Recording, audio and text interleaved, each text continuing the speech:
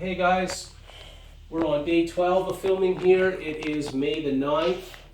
I don't know if the camera could pick it up outside, but we're having a bit of a snowstorm today, so that's why we thought we'd do our video inside. And I'm going to show you how we're going to make an axe handle. Last video I showed you some of my axes. This is my Grand Force Brooks Scandinavian Forest axe again. And this here, by comparison to the size of the head, is the one that I want to try to get a handle on. So it's a much larger head for a chopping axe. This was made for South America, apparently. If you take a look up close, you can get a look at the label there. Okay, and the profile of it, it's clearly a chopping axe. It's got a very thin profile.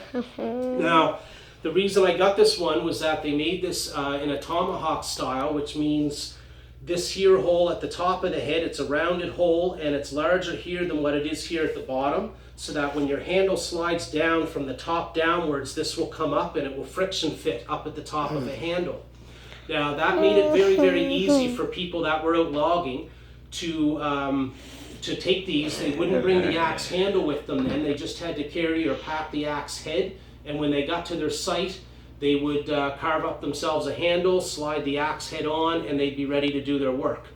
Now, this obviously is made for really large trees. So we have some pine over on our property that they're quite large trees, and some of the limbs may be rotten up above. They call them widow makers. We don't want something like that to fall on somebody. So unfortunately, I have a few pine that I may have to cut down. Okay, so these are some of the handles then. What we did about 8 months ago is we cut what we thought might work for some handles, and some other ones over here more for our fighting sticks that I'll get into in a few minutes. Anyways, our best candidates here for a handle at this point that would have the right diameter for this head would be this one here and this one here. I'm just going to quickly take you through the process of what we have here. So this here would be still the raw piece that we had cut about 8 months ago. And what we do with these when we bring them home, the first thing that you do after you cut it is you put Vaseline over the entire thing. Now, I'm going to spare you guys the visual of me putting Vaseline up and down this. My arms need a rest. Okay, have a pause. Jeez. All right. So yeah, like I was saying, I'm going to spare you guys putting Vaseline up and down this thing, as much as my buddy Joe Ward would probably like to see that. What we've got to do though with these, after they've been Vaseline is applied, what that does is it allows it to slow dry, so that moisture will only leave this at a very slow rate, and that keeps it from cracking, because once your handle is cracked, usually it'll start at the top or the bottom where you've made your cut. Your handle's basically no good once that wood starts to crack, and it will if you let it dry out too quickly. So you put Vaseline over the whole thing and you let it sit for like 6 months, and then it really, really slow cures it. Once you're done that, you can start peeling it. I just started a spot here today, but I take like a razor knife like this, and I just come up the thing like that and peel the bark back, and eventually I'll get down through those layers like this to where I get to this color wood right here, if you can film down there, Leo. So this would be what you have next. Okay, that's good, buddy. Back up a little so you can see the table. Okay. This would be the next stage of it. Once you shave off all of the bark, you take this, you usually apply your Vaseline again, and then you let this sit again for another couple months, because this would dry out again a lot faster once the bark is off of it. Now that this is done, this has been about 8 months in total. It's feeling a lot lighter and drier, and there are no cracks at all. This is now a good piece that I can use for something. So what I would do next is I would remove all of the Vaseline off of it. I would take some pretty high grit sandpaper.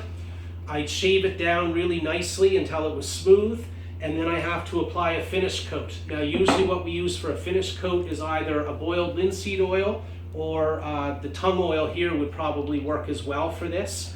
To give you an example, this one here I had refinished, that came from CRKT Knives. I refinished this handle with a boiled linseed oil, and it turned out really, really nice. They're both, I think, also a natural oil that you can use on your wood.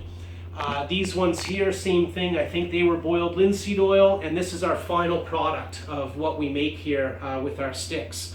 Now, if you guys happen to go back in our videos to some of our really early ones before we really got into doing a channel here based on these topics, we had a couple videos of Leo and I learning stick fighting or just playing around with them out in the yard. Dad, my arm's tired. Okay, you hit.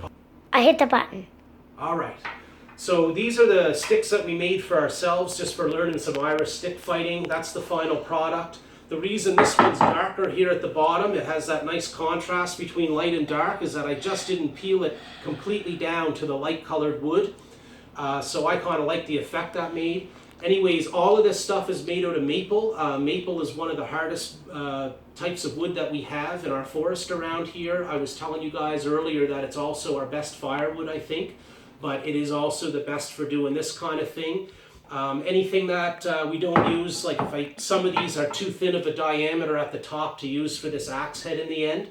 So we'll make some type of a shillelagh or club or walking stick or something like that out of it. And that's about it. This is how you would go about cutting and curing and then making something into like an axe handle, shillelagh, or any type of walking stick, that sort of thing. So that's it for today, guys. Thank you for watching. Like and subscribe, and we're going to give our cameraman a little bit of a break. Bye.